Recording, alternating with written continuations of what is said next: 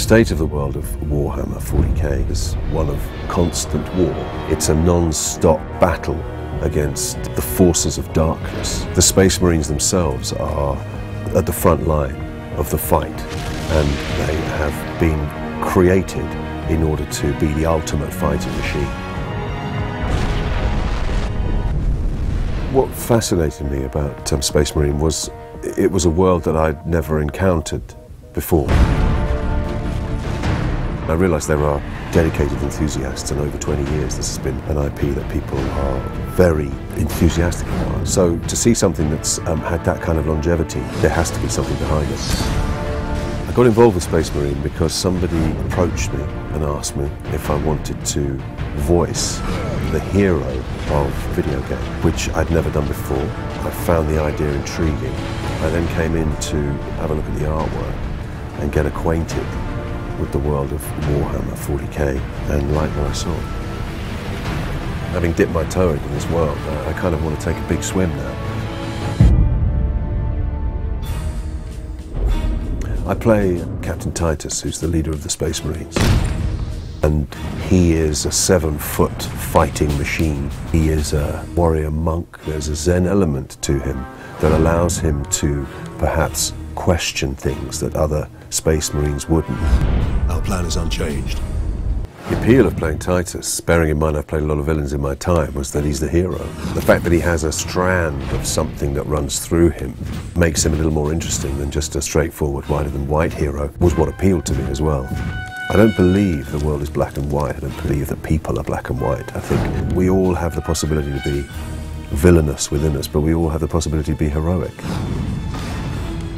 We need to get down to the surface to take out the gun battery. Do you want to go home already, Sergeant?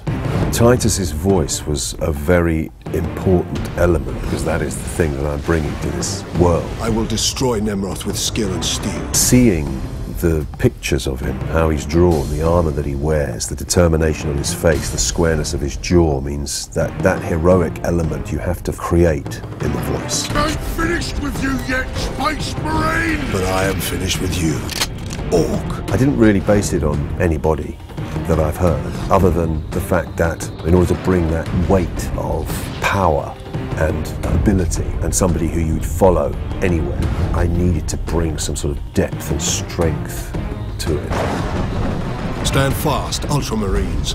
It was an organic process, really, born of understanding what was required and seeing the way he looked.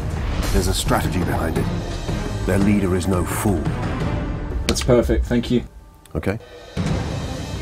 Essentially, the narrative of the game is that the Space Marines led by Titus land on the Forge World in order to deal with the Orcs that are threatening to overrun the planet. And while there, hear a distress signal and discover that there's an Inquisitor on the planet. This is Inquisitor Drogan. I need urgent assistance. We need to find the Inquisitor before the Orcs do. Without giving too much away, in this particular game, Titus's journey involves dealing with treachery that he was not expecting to encounter. Inquisitor! Get back! Titus's comrades essentially are extreme ends of the spectrum. Leandros, who is the raw, young, new recruit who lives by the rulebook and would die by the rulebook, given the chance. In Titus's mind, I think he can see a young, wet behind the ears character who hasn't yet learned through experience how to deal with the various problems that are going to be thrown at him. Consequently, he can be pretty annoying, but Titus puts up with him because he understands it's just immaturity. Your days as a novice are behind you.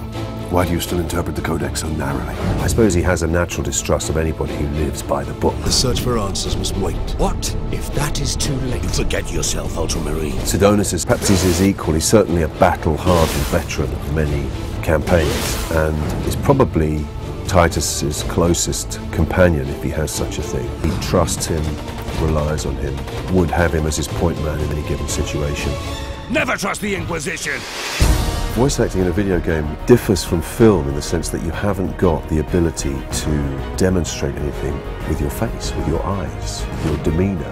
Everything is distilled into the way your voice sounds and the way that you communicate with the words that you're using, what's going on in your environment. It's not for everyone. You really have to find the right tone and find the speed and the pace to carry people along with you. There is a real discipline involved. Nothing can tempt me from the path of honor.